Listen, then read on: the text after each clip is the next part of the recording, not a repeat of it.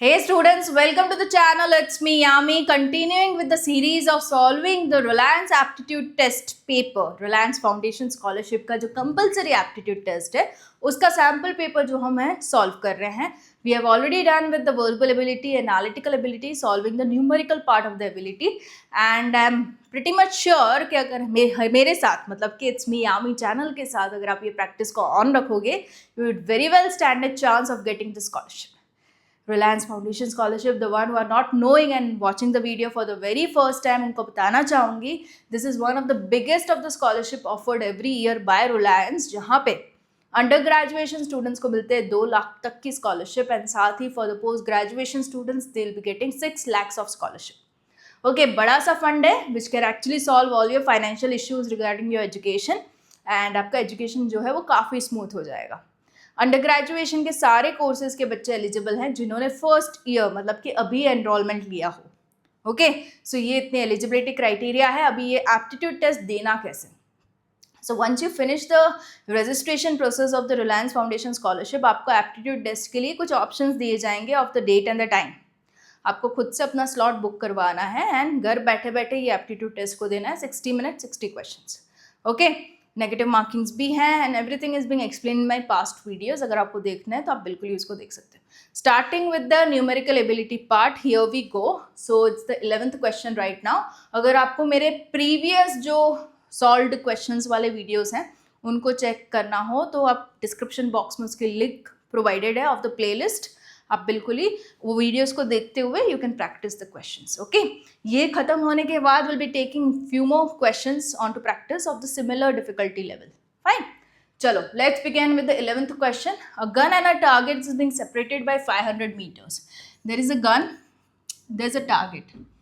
The distance between the both is how much? 500 meters.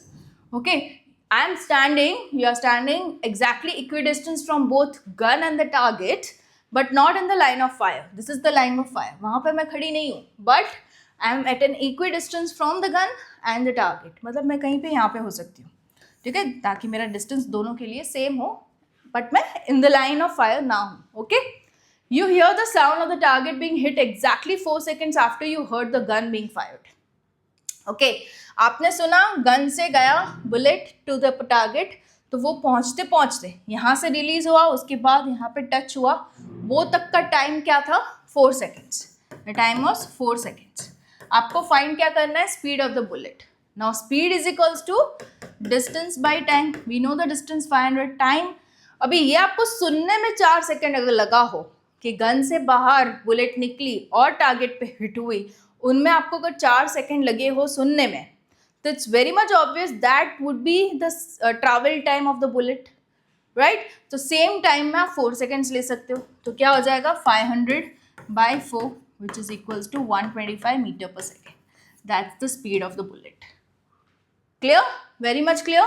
सो इस तरीके के क्वेश्चन आएंगे जहाँ पे ज़्यादातर आपको ये कैलकुलेशन मुंह पे ही हो जाएंगे और आपको कैलसी की ज़रूरत नहीं रहेगी. Fine. So calculators is not allowed. अगर आपको डिटेल कैलकुलेशन वाला कोई अगर बाई चांस क्वेश्चन आ गया तो वो लोग आपको डिजिटल फॉर्म में कैलसी प्रोवाइड कर सकते हैं on screen if there is a question of that kind.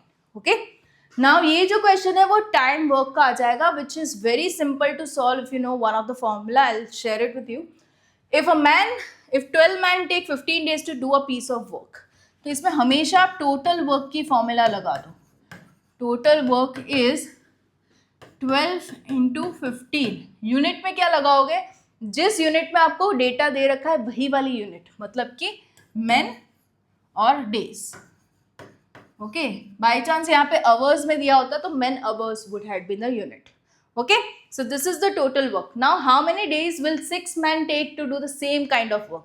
Same work करना है बाय 6 men. ओके, तो आप क्या करोगे? इसको डिवाइड बाय 6 men कर दोगे, तो ये कैंसिल हो जाएगा. जो आंसर आएगा वो आपको डेज पे मिल जाएगा. वही तो फाइंड करना है, टाइम ही तो फाइंड करना है, राइट? तो 6 2 हो गया, ये हो गया 30 days. ओके, तो अगर आप ये टोटल वर्क का सही से फॉर्मूला लगा सकते हो तो you can easily solve such kind of questions. मान लीजिए अगर यहाँ पे आपको दे रखा होता 30 days, तो अगर यही सेम काम 30 days में हो जाता तो कितने मेन चाहिए होते, राइट?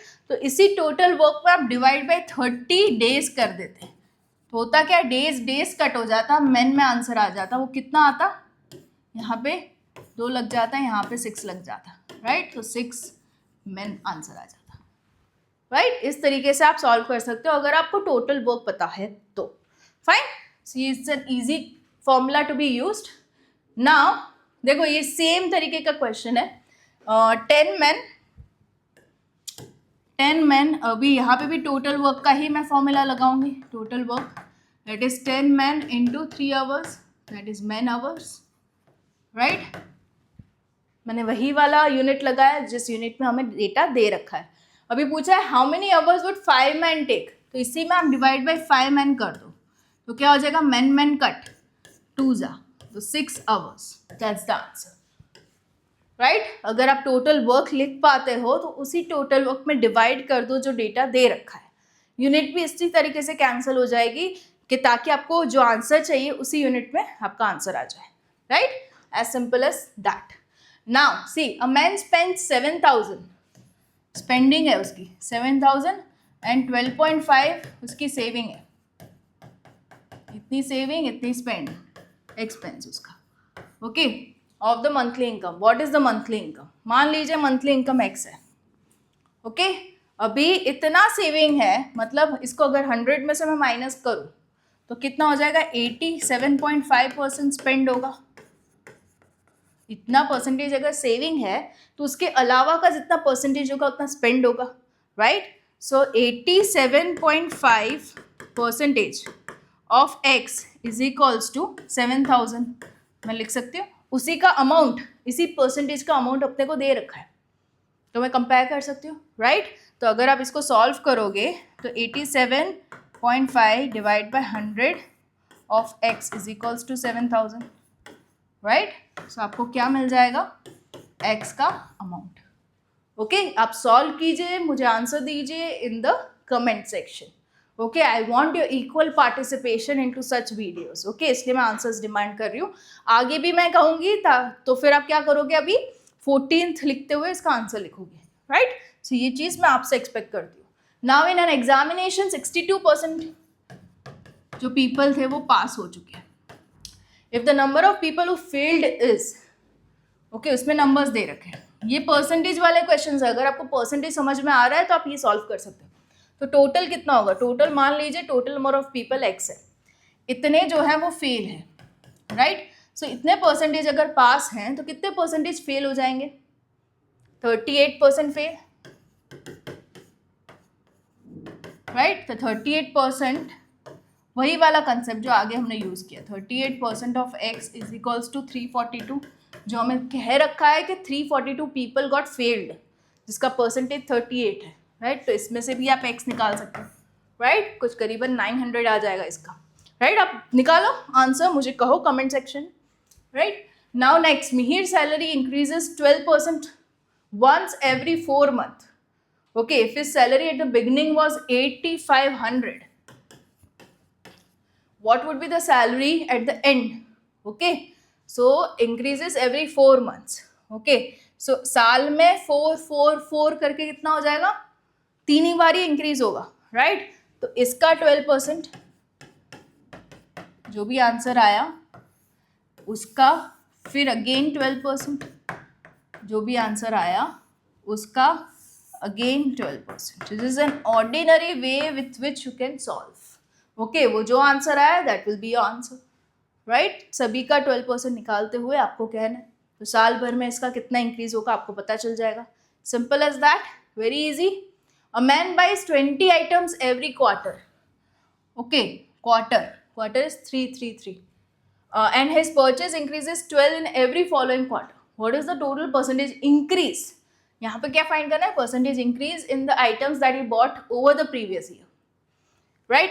सो अभी वो क्या कर रहा है, 20 पहले बाई किया, उसने फिर एक क्वार्टर के बाद, मतलब 3 महीने के बाद उसने बाई किया 32, 12 एड ऑन किए, राइट। उसके बाद उसने 44 बाई किया, राइट। उसके बाद उसने बाई किया 56, ओके। सो 3 months, 3 months, 3 months और साल कंप्लीट, राइट। इनिशियली 3 मंथ्स के बाद ये बाई किया, उसके बाद 3 मंथ्स ये, 3 मंथ्स ये, 3 मंथ्स ये, हो गए साल कंप्लीट, 12 मंथ्स, है ना। अभी पूछा क्या है, परसेंटेज इंक्रीज क्या होगा। अगर इस तरीके से वो बाय कर रहा है तो at the end of the year ये कुछ मिला के कितना हो जाएगा, 152 टाइप्स हो जाएगा, राइट। सो आपको परसेंटेज इंक्रीज अगर फाइंड करना है तो पहले के रेफरेंस में that he bought over the previous year, okay, previous year में उसने 2020 लिया होंगे सारे, राइट। सो 1 2 3 4 ये हो जाता है 80, तो 80 का भी हो गया 152, तो परसेंटेज इंक्रीज कितना होगा is what is being asked, 152 by 80 into 100, okay. But कहीं ना कहीं ये चीज़ किसी ऑप्शन में नहीं है, इसका आंसर करके नन ऑफ द ऑप्शंस आएगा, फाइन। तो ये चीज़ क्लियर रखना आप कि आपको ये सॉल्व करना है, ये कहीं बार ही होगा, सॉल्व किया वो आंसर आपके ऑप्शन में नहीं है तो आपको नन ऑफ दिस ऑप्शन वाला ऑप्शन भी दिखेगा जिसको आपको टिक करना रहेगा। काफ़ी बार ये कंफ्यूजिंग ऑप्शन भी होता है क्योंकि आपको खुद पे सेल्फ डाउट आने लगता है कि बाकी 3 में से अगर हो गया तो मेरी कैलकुलेशन मिस्टेक हो गई हो तो। बट मैंने ये जो नोटिस किया है, none of the options about वाला एक आधा क्वेश्चंस तो आता ही है रिलायंस एप्टीट्यूड में, okay. So you can be confident enough into solving ताकि आपको कोई भी सेल्फ डाउट ना रहे, ठीक है। इस dice is throne, okay, if a dice is throne, E is the event of number appearing in the multiple of 3, okay, multiple of 3, तो 3 और 6 आ जाएगा, डाइस में 6 नंबर होते हैं, मल्टीपल ऑफ 3 में 2 नंबर्स आ जाएंगे, 3 और 6। अभी ये कौन सी इवेंट है, E है, और F इवेंट क्या है, number appearing which is even, that is 2 4 6, right. Then F and E, E and F are what, independent non independent. अभी इसकी भी एक डेफिनेशन है, probability of E intersection F is same as probability of E into probability of F, इन दोनों का multiplication अगर इससे मैच हो रहा है तो फिर आपका आंसर होगा इंडिपेंडेंट इवेंट। अगर ये इक्वेशन को सेटिस्फाई कर रहा है तो independent event.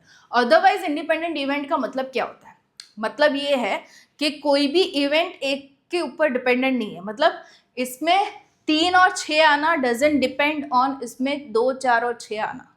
Like if I give some other example, अगर आप कॉइन को टॉस कर रहे हो, राइट, तो पहली 2 बारी हेड आ गया, तीसरी बारी टेल आया, बट टेल इसलिए नहीं आया क्योंकि पहली 2 बारी हेड आया था, डजेंट डिपेंड ऑन आगे क्या आया है, राइट। लेटर ऑन वापस से हेड आ गया तो इट डजंट डिपेंड कि आगे टेल आया था इसलिए इसमें हेड आया, नो डिपेंडेंसी, राइट। तो दैट दोज आर इंडिपेंडेंट। ये प्रैक्टिकल समझाना, अगर आपको विथ फॉर्मूला जाना है तो this is the formula, right. अभी प्रोबेबिलिटी ऑफ E अगर आपको फाइंड करनी है तो ये 2 हैं out of the 6 outcomes, E के आउटकम्स 2 हैं, राइट, तो 2/6 आ जाएगा, that is 1/3, and probability of F is 3 by total outcome 6, that is 1/2, right, and probability of E intersection F, okay, दोनों में common is 1, okay, and total outcome is 6, right. So this is 1/6, E का 1/3 and 1/2 is matching, yes, it is coming as 1/6, तो ये हो जाएंगी independent events, clear, with the formula also proved. अभी a bag contains 9 disc, okay, 9 disc है, कुछ red है, कुछ ब्लू है, कुछ येलो है। The disc are similar in shape and size. अभी एक ही डिस्क उन्होंने निकाली तो क्या प्रोबेबिलिटी है, वो रेड और ब्लू हो। ये और जब भी आता है ना तब remember it will be plus, दोनों की प्रोबेबिलिटी को प्लस करना रहेगा, राइट। तो रेड की प्रोबेबिलिटी क्या है, 4 रेड है, आउट ऑफ टोटल कितने हैं, 4 + 3 7 + 2 9, प्लस ब्लू कितने हैं, 3, टोटल कितने हैं, 9, दोनों को ऐड कीजिए, it is 7/9, yes, okay. So that's simple to solve probability question. इसके भी हम और प्रैक्टिस करेंगे, डोंट यू वरी, ओके, और क्वेश्चंस में लेके आऊंगी। ये डायमेंशन वाला है, 4 walls of a room of a length 10 feet, breadth 8 feet and height is this much, 10 feet, okay. एक रूम है जिसके कुछ डायमेंशंस अपने को दे रखे हैं, राइट. ये this is the room. I am being a civil engineer, थोड़ा सा ड्राइंग में बना सकती हूँ अच्छा वाला, है ना. सो अभी डायमेंशंस दिए हैं 10 एंड 8 एंड 10. ओके, हाइट भी 10 है, लेंथ भी 10 है और ब्रेथ जो है वो 8 है. If a painting is there here, there is a painting which is hung here which is of a dimension, कोई भी एक वॉल में पेंटिंग ले लो, मान लीजिए ये वॉल में है, विच is of a dimension 5/2 feet. Okay, उसके पीछे वाली जो वॉल है उसको पेंट नहीं करना. अगर पेंटिंग का कॉस्ट क्या है 20 per feet². ओके, इतना कॉस्टिंग है तो टोटल कॉस्टिंग कितना होगा. कॉस्टिंग के लिए हमें पूरा एरिया को फाइंड करना पहले रहेगा, राइट, फीट स्क्वायर में, एंड देन वो पेंटिंग वाला पार्ट हमें डिडक्ट करना है. अब पेंटिंग वाला पार्ट का एरिया कितना है 5 × 10 feet² हमें डिडक्ट करना है. ये हमें याद रखना है क्योंकि इसके पीछे की जो वॉल है वो हमें पेंट नहीं करनी. बट अगर हमें टोटल एरिया फाइंड करना है तो अगर मैं इस वॉल की मैं बात करूँ तो क्या एरिया हो जाएगा, this is 10/10, right, which is 100 feet². सो ऐसी कितनी वॉल है ये और इसके सामने वाली, राइट, वो भी 100 feet² हो जाएगी, दैट इज 200 feet², राइट. दोनों वॉल सामने वाली. अभी ये वॉल और ये वॉल अगर मैं ले लूँ, this wall, if I change the colour and show you, if this wall, okay, this wall and this wall, okay, तो उसका अगर मैं एरिया लूँ तो 8 × 10, 8 × 10 दैट इज 80. ऐसी दो है तो 160 feet². सो 160 + 200 कितना हो जाएगा, टोटल मिला के कितना हो जाएगा इसका, that will be 360 feet². But उसमें से हमें ये 10 feet² निकालना है. क्यों, वहाँ पे पेंटिंग हंग है, लटकी हुई है, जिसको हमें इसके पीछे हमें पेंट नहीं करना. तो इसमें से अगर मैं 10 feet² निकाल दूँ तो कितना बचेगा 350 feet². और 1 फीट का 20 है तो इंटू कर दो, कितना हो जाएगा 7,000 रुपीज़. है क्या ऑप्शन में, यस है. Clear clear. अभी ये पेंटिंग अगर इस वॉल में भी हंग है तभी जो टोटली हमने किया है, राइट, उसी में से हमें 10 feet² निकालना है. तो डजेंट मैटर ये यहाँ पे या यहाँ पे, इसलिए उन्होंने मेंशन नहीं किया कि कौन से वॉल पे पेंटिंग हंग है, right. It's clear. Hope you are clear with the aptitude sample paper solving. इसी टाइप के और क्वेश्चंस मैं लेके आऊँगी for the practice and will make it pretty sure कि हमारा एप्टीट्यूड बहुत ही सही रहे. Okay, hope you are solving at home also and make it a habit of being really sincere while watching the video. ऐसा नहीं ये आता है करके आगे भगा दो, ये आता है करके आगे भगा. Actually go till the conclusion. Okay, इसलिए मैं कुछ क्वेश्चंस के सॉल्व पूरे नहीं कर रही ताकि आप सॉल्व करो और कमेंट में आंसर दो, right, to make it even more interactive. साथ ही कमेंट में ये भी बताना कि आपकी एप्टीट्यूड टेस्ट कब है, ताकि सबकी कमेंट्स आने पे पता लगे किसकी कौन सी डेट पे है. बाई चांस आपकी 13th को है अक्टूबर एंड किसी की 10th या 11th को है तो उसका रेफरेंस आप ले सकते हो. कहीं ना कहीं कॉन्टैक्ट बिठा के आप पूछ सकते हो कैसा रहा, क्या पूछा है, एंड ऑल ऑफ दैट. ये अगर आप मिल बांट के करोगे तो would be into benefit of each one of you, right? So take it as a common platform to share your views, and yeah, I'll be coming up with more videos on to the practice for the same on the channel. It's me, Yami.